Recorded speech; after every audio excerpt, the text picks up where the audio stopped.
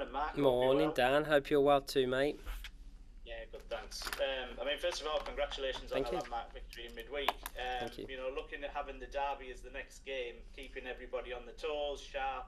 Does it feel like a really good game to have off the back of that? Yeah, it does. I think, look, Manchester City obviously have a week going into us, so week prep, and the turnaround's probably unkind in terms of being the earlier game and on the Saturday. So, but what I'd say is when you go into these big games midweek in the Champions League, you kind of become hardened quickly to the game. I think we're the team that's played the most competitive kind of minutes, so we're the most ready. So, we look forward to the challenge of the game, playing a fantastic team that are in form. So I look forward to the challenge. But as you say, I think being game ready, a big game ready, I think will hopefully help us going into this one. Just looking at Man City then, obviously top of the league, new coach coming in the summer. Are you a little bit surprised maybe as to how quickly that's kind of clicked for them? And I suppose what are the things that have impressed you about them in the opening weeks of the season? Yeah, they've changed. They've changed. I think we played them pre-season as well, so they're adapting. They're moving. They're a little bit more direct than they have been before. I think they've played well in games. I also think I look at the Everton game. I felt that Everton, had them a little bit towards the end of the game. So I still think there are frailties that the team can have, which every team has, by the way. But yeah, I think what Andre's brought is, kind of maybe utilising the skill set of the players he has. And, they're a really invasive team, and so they're using that invasion. I think it's working for them. So, they still mix the style. But the reality is, regardless, we're playing a very good team. And, Andre's done a great job so far. So I'm sure they'll be confident going into this one as well.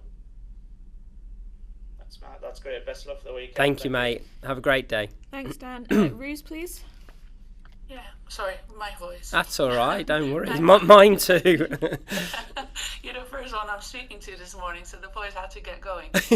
Anyway, congrats on the win. Thank you. This week. So how do you deal with keeping players fresh and ensuring enough rotation while not impacting the quality of the players much in times of games coming thick and fast? Yeah, it's really difficult. It's one of the most challenging. I think it's one of the things I looked at going into this season, especially knowing we'd made Champions League, was that rotation and how you keep the quality in the team as well as the energy. I think what I saw the other night was, though, I saw players that came into the game that gave absolutely everything like the starters did. So I think the energy and commitment from the team is there, and it's abundant. It really is what defines us, I think, as a different type of team, is that togetherness and that energy. And I think, look, we were able to make some changes the other night. We'll be able to make a few changes as well going into this one. We assessed the players today, so I don't really know where they're at yet. We've given the day off yesterday, so they come in today and we'll see where they're at. But I think, look, reality is we picked the freshest players with the right kind of technical, tactical focus, and then, believe in the spirit and quality that we have. Thanks. And you also mentioned that it's the little details that kind of led you down against Villa. Mm-hmm. Can you elaborate on what details you have to get right in order to beat Man City? Yeah. Look, I think you have to invade them. I think you have to create spaces in front to be able to exploit behind, but then use the ones behind them as well. They have a fantastic attack and they're very good going forward. So I think trying to make them defend as much as possible will also be key.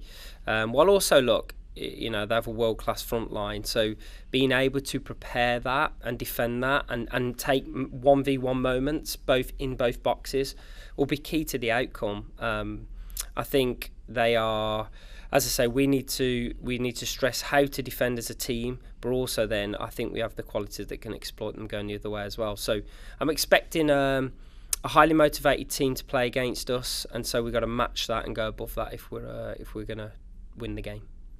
All right, thank you. Thank you, Ruth. Have a good day and use that voice a little bit more. Yeah, I will. Thanks. Thank you. Charlotte, please. Morning, Mark. Good morning, Charlotte. How you doing, mate? I'm good, thank you. Good.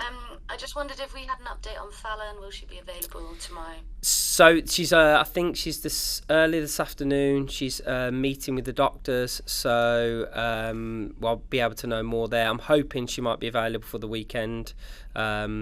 But I can only let you know they weren't able to get her in yesterday, so we're looking today. Okay, thank Okay, you. mate. And you spoke about Simi creating, scoring, destroying opponents, the way she moves with the ball. But there's so much more for us to see from her. What is that more? It's a good question, Charlotte. I think what you'll see when we see Simi at her very best, which I saw starts of pre-season, was just her ability to drive with the ball. Like, I think she can move people out of the way even if they try and stop her. Yeah, and I don't want to compare her to a male player, but like a male player like a Yaya Toure, in terms of when he would move players out of the way with the quality and physical qualities he had. But then she has the technical understanding and the tactical quality to unlock anybody. So I think you'll see her pick the ball up, drive with it, and beat players, and then I think she'll create and score from those moments. So I think she's a fantastic athlete and someone that I think once you see her in her full prime, she'll terrify midfielders.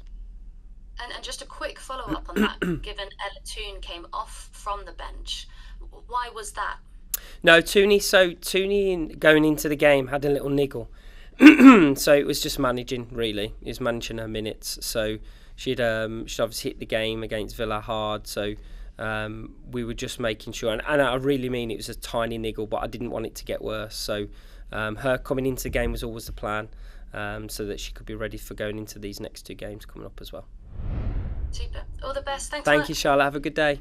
Thanks, Charlotte. Anton, please. Morning, Mark. Good morning, mate. How you doing? Yeah, good, thank you. Good to see you. Just to follow up on what Charlotte asked about Ella then. Is she fit? Is she Yes. alright? Because I know obviously she was kind of no contact and had a bit of strapping the other day. So is she alright and fit enough to start this game? Absolutely, she's fit and healthy. Honestly, Anton, it was really just to manage her. Like, it was with 3 games back to back in such a short period of time. It would have been irresponsible for us to be kind of risk out for like the amount of 90s that she'd love to do. Toone, she wants to play every minute, so. But she understood in this moment that actually it's about balance and about opportunity as well, because the whole squad needs to be able to fill these games. Tough conversation telling her she's not playing at all. Oh, yeah, always. But again, she took it really well, like in terms of really showed lots of maturity and really understands that actually it comes from a place of trying to protect her and help the team. So, you will love her for the spirit that she wants to play every minute, but I think she understood in this moment. Mark, can I ask about Jess Park? Yes. The return of Jess Park. Spoke about it with Andre yesterday about him saying, look, pleased to see her doing well, but she needed the move. And, I actually don't look at her and think she's somebody that, we miss. Yeah. She must be just sort of chomping at the bit to get out there and play, but also kind of a little bit of a revenge game to kind of show what City's missing out on, considering they were so important in the development. Oh, I mean, look, they played a huge part in the development. So, and again, look, I'm sure Andre, the way he wants to play, what I'd say is, Anton, I don't really take that as a compliment, because we look at context for managers. They like playing different ways, different styles. I think what we needed and why we went for Jess was we needed someone that could create and control spaces and be able to move offline. Like, City before Andre had quite a rigid, kind of understandable style. Everybody knew what they were going to do, but they were very good at it. Andre's brought that in, a little bit more of a rotational thing, but he clearly prefers a style of player, and that's fine because that's his context. For us, I prefer players that can open up spaces and create kind of uncertainty in midfielders and defenders, and I think Jess has done that incredibly well. And as long as I'm absolutely buzzing he didn't wanna, because for us we have a little superstar and someone that I know will love and relish. Look, she has a lot of love for Manchester City, of course. She's been a long time, but if you know anything about a player like Jess, she'll want to make sure that she proves why she's a fantastic Manchester United player on Saturday. Yeah, she certainly has been all season. Thanks, Mark. She has. Thank you, Anton. Have a great day. Thanks, Anton. Emily, please. I was going to get confused as to. Yes, which Emily we going? Go on, whoever Good speaks question, first gets to go. Go. Good morning, Mark. How are you doing? Morning, Emily. How are you? I'm good, thank you. We spoke about energy levels before PSG. And you said when lose or draw, you like to stay focused and never get too carried away. But that was a pretty special night on Wednesday at Old Trafford. So there must be a buzz amongst the squad right now. There really is. Like, I'm sure. I said I've not seen them yet, but there really is. And look, there should be. There absolutely should be. For me, there can't be. I just yesterday straight onto obviously continued Manchester City. We got our analysts and so on looking ahead and our coaching staff, but actually, for us, we had to focus fully on the PSG game. So. Yeah, there is. There's a button. There should be. It was a fantastic performance, great energy, great commitment, and that will carry you forwards. Like it goes into these next games. So I know Manchester City will have a freshness in legs, but we'll have a readiness in body and mind. So I think that'll be key as well going into this and how we can attack the game. And you ended up playing Man City quite a bit last season. Obviously, the stakes in this fixture are always high.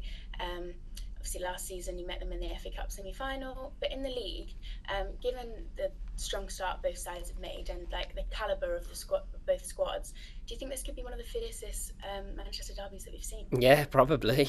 It'd be great for you guys, wouldn't it? It would be great for the fans. Yeah, look, I'm sure it is. Look, Andres, as I say, his mix of styles has done a fantastic job since he's come in, so they're in form, but I also see ways we can exploit them, as I'm sure they'll see the same for us. And the reality is, it'll be two really informed teams going head to head, and hopefully for us it's the positive. But I'm sure it'll be a great game for everybody to watch. Thank you, Mark. Thank you, Emily. Have a great day. Thanks. Emily for the BBC now. Come on then, Emily. Hey, Mark. How are you? I'm good. How are you, mate? Yeah, all good. Thank you. Good. Just wanted to ask a bit more about Jess and how you said there she has a lot of love for City. So I kind of want to ask how she's kind of handled the move, and have you been at all surprised with how quickly she's become such a key figure for you?